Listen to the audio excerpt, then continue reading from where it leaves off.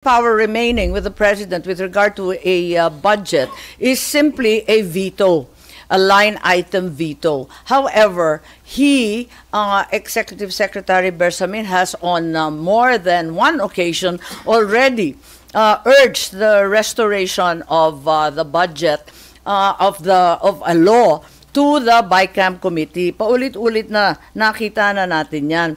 Kasi ako'y kinakabahan. Mas alam ito ni Secretary Bersamin, ano? Article 14, Section 5 ng ating Konstitusyon, the state shall assign the highest budgetary priority to education.